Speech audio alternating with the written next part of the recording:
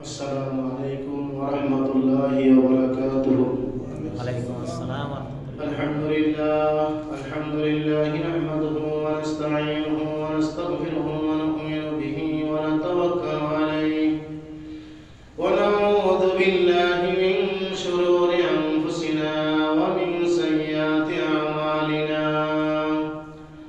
من يهد الله فلا مضل له ومن يضلله فلا هادي له ونشهد أن لا إله إلا الله وحده لا شريك له ونشهد أن سيدنا وسندنا وحبيبنا مولانا محمدا عبده ورسوله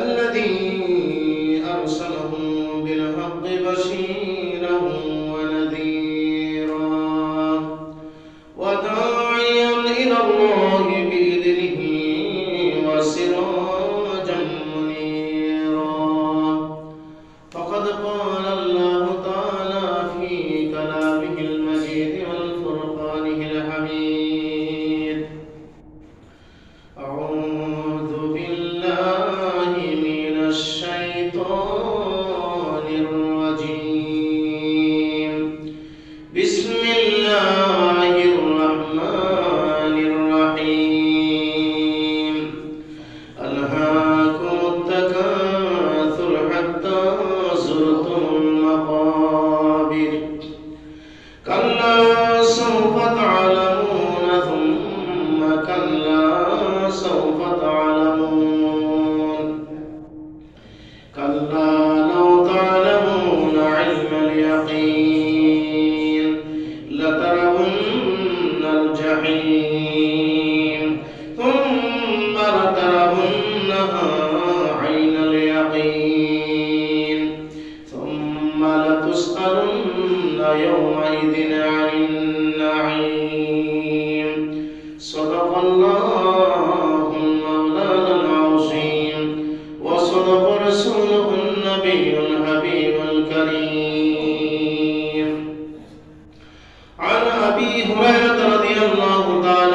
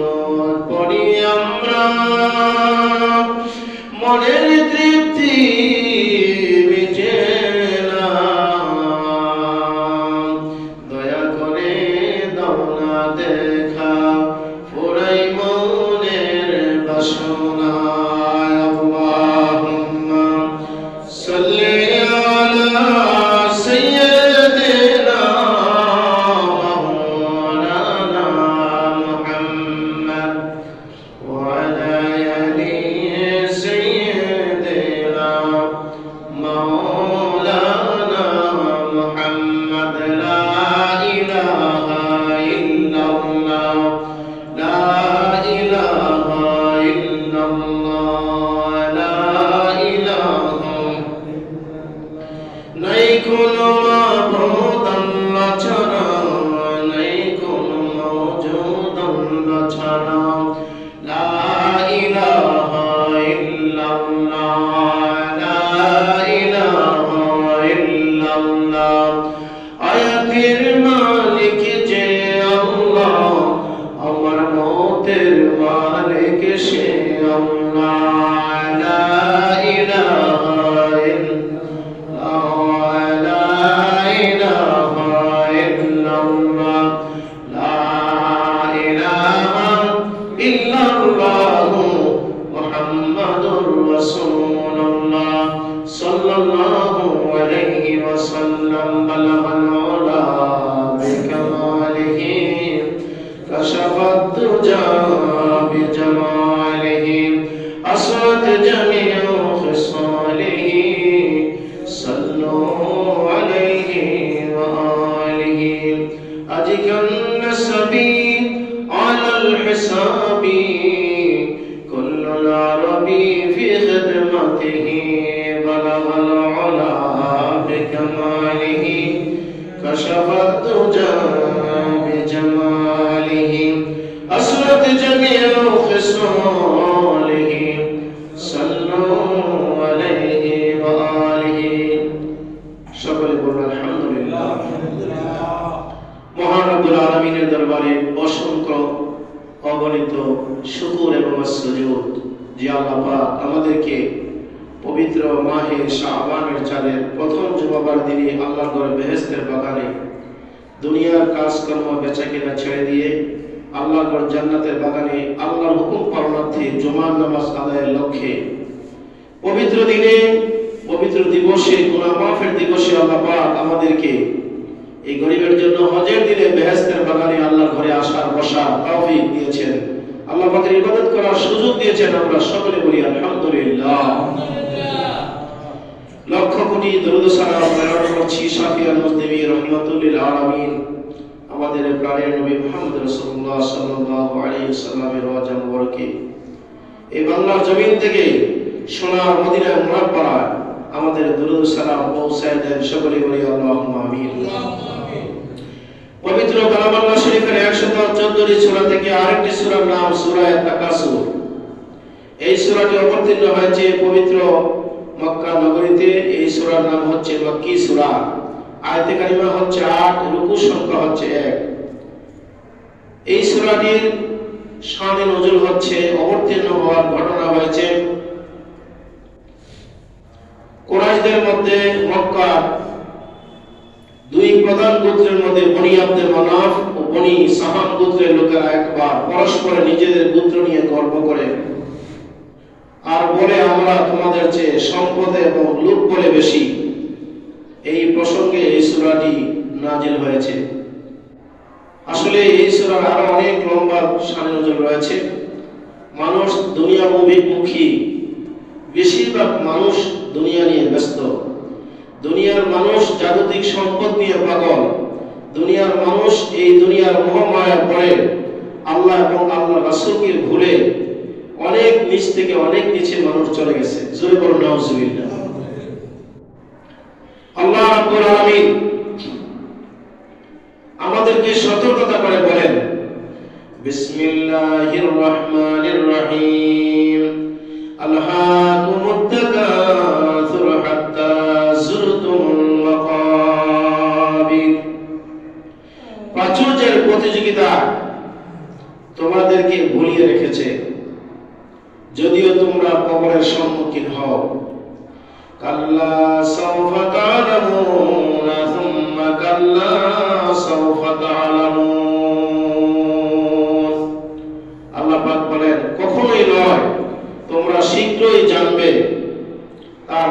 কখনোই নয়, তোমরা শীঘ্রই জানতে পারবে। কাল্লা লাউ তা'লামুনা ইলমাল ইয়াকিন, কখনোই নয় তোমরা নিশ্চিত জানবে। কাল্লা লাউ তা'লামুনা ইলমাল ইয়াকিন লাতারাবুন্নাল জাহিম, তোমরা তো জাহান্নাম দেখবে। সুম্মা লাতারাবুন্নাহা আইনাল ইয়াকিন, তোমরা তা চাক্ষুষভাবে দেখতে পাবে। সুম্মা লাতুসআলুন্না ইয়াওমাইযিন আনিন নাঈম, এরপর তোমরা সেদিন আল্লাহর নিয়ামত সম্পর্কে জিজ্ঞাসিত হবে। কেনই বা ভুলে রাখবে না? তোমরা তো পরকালের কথা বিশ্বাস করো না। পার্থিব সম্পদে তোমাদের আত্মগরিমা হতে বোঝা যায়। তোমাদের আসক্তি সম্পদ অর্জনের লক্ষ্যে জন্য তোমাদের মনে আন্তরিক আগ্রহ রয়েছে। এই সূরার প্রারম্ভে কাফেরদেরকে লক্ষ্য করে বলা হয়েছে, আর শেষ আয়াতটি মুমিনদের উভয়কে লক্ষ্য করে বলা হচ্ছে। হাদিস শরীফে দেখা যায় হযরত আবু বকর সিদ্দিক রাদিয়াল্লাহু আনহু হযরত ওমর ফারুক রাদিয়াল্লাহু আনহুকে লক্ষ্য করে বলেছিলেন, তোমরা অবশ্যই নিয়ামত সম্পর্কে একদিন জিজ্ঞাসিত হবে। আল্লাহ নবী সাল্লাল্লাহু আলাইহি ওয়াসাল্লাম বলেছেন, আদ-দুনিয়া জিফাতুন ওয়া তালিবুহা কালাব, এই দুনিয়াটা হচ্ছে একটা খানিক মানুষের জন্য লোভ লালসা স্বরূপ। এই দুনিয়াটা হচ্ছে মানুষের জন্য চাকচিক্য, দুনিয়াটা হচ্ছে দুনিয়ার মানুষের জন্য একটা ভোগ বস্তুর সমান। কারণ মানুষগুলি প্রাচুর্যের দিকে দৌড়ায় দৌড়ায় যায়। আল্লাহ নবী সাল্লাল্লাহু আলাইহি ওয়াসাল্লাম বলেছেন, ওয়া তালিবুহা কালাব, আখিরাতকে ভুলে গিয়ে যারা দুনিয়ামুখী হয় তারা হচ্ছে পচা বস্তু নিয়ে যেমনি ভাবে কুকুর দৌড়ায়, আল্লাহ রাসূল সাল্লাল্লাহু আলাইহি ওয়াসাল্লাম তাদেরকে কুকুরের ন্যায় তুলনা করেছেন। আওয়াজ দিয়ে বলি নাউযুবিল্লাহ। অথচ এই দুনিয়াটা জন্য আমাদের প্রয়োজন ঘর বাড়ি দালান কোঠা জায়গা জমি, অন্ন বস্ত্র বাসস্থান শিক্ষা চিকিৎসা, এগুলি আমাদের প্রয়োজন। এই প্রয়োজনের তাগিদে মানুষ সম্পদের দিকে দৌড়াতে পারে, কিন্তু আল্লাহকে বলে, আল্লাহ রাসূল সাল্লাল্লাহু আলাইহি ওয়াসাল্লামকে বলে যারা দুনিয়া ছেড়ে দেয়, আল্লাহ পাক বলেন কিসে তোমাদেরকে দৌড়াচ্ছে? তোমরা তো জানো না, তোমরা তো পাগল হয়ে গেছো। এই দুনিয়া নিয়ে তোমরা এমন ভাবে দৌড়াচ্ছ, কেননা তোমাদের সামনে যে কবর তোমাদের জন্য আলমে বর্ষক, তোমাদের জন্য সামনে যে একটা বিপদগামী জায়গা আছে, ওই জায়গার কথা তোমরা ভুলিয়ে গেছো। আওয়াজ দিয়ে বলেন নাউযুবিল্লাহ। আল্লাহ পাক বলেন ওই দিন তোমরা সব কিছু জানবে, অচিরে তোমাদেরকে জানানো হবে, আর তোমরা নিজের চোখে দেখবে, নিজের চোখে দেখে তা উপলব্ধি করবে আর বলবে। এই তোমাদের জন্য অবস্থা হয়ে যাবে। সময় থাকতে তোমরা দুনিয়াকে প্রাধান্য না দিয়ে আখিরাতের দিকে তোমরা ধাবিত হও। ওই দিন তোমাদের সকল নিয়ামত সম্পর্কে জিজ্ঞাসা করা হবে। সম্মানিত হাজিরিন, আল্লাহ পাক রব্বুল আলামিন এই দুনিয়াটা আমাদের জন্য একটা পরীক্ষাগার হিসেবে প্রেরণ করেছেন। আল্লাযী খালাকাল মাউতা ওয়াল হায়াতা লিয়াবলুয়াকুম আইয়ুকুম আহসানু আমালা। আল্লাহ পাক বলেন, হে আমার বান্দা, হে আমার বান্দীরা, তোমাদের জন্য দুনিয়াটা হচ্ছে একটা পরীক্ষাগার। এই দুনিয়া যদি তোমরা ভালো কাজ করো, আখিরাতে তোমরা পরকালে শান্তিতে বসবাস করতে পারবা। সুবহানাল্লাহ। এই দুনিয়া যদি আমরা ভালো কাজ করি তাহলে পরকালে শান্তির আশা করা যাবে। এই দুনিয়ার বাড়িতে বেশি দিন আমরা থাকবো না। মানুষ যেমন ঘর থেকে বের হইয়া কোথাও বেড়াইতে যায় অথবা সফরে যায়, 15 দিন হোক আর 1 মাস হোক, 2 মাস হোক আর 3 মাস হোক, 6 মাস হোক, তারা যদি বেড়াইতে যায় আবার সে প্রত্যাখ্যান করে তার নিজের গন্তব্যস্থানের দিকে। আমরা দুনিয়াতে আসি, দেখতেছি আমাদের সামনে লম্বা সফর, কিন্তু আসলে আমাদের হায়াতটা একেবারে কম। কখন জানি আমাদের কার মৃত্যুর ডাক এসে যায় আমরা কেউ বলতে পারি না। জোরে জোরে বলুন সুবহানাল্লাহ। এজন্য আল্লাহর হাবিব সাল্লাল্লাহু আলাইহি ওয়াসাল্লাম বলেছেন, ও আমার উম্মতারা, বেশি বেশি করে তোমরা মৃত্যুকে ভয় করো, মরণকে তোমরা ভয় করো। মৃত্যুর যন্ত্রণা থেকে বাঁচার জন্য তোমরা অধিক পরিমাণে আল্লাহর ইবাদত করো। কিন্তু আল্লাহ পাকের ইবাদত ছেড়ে দিয়ে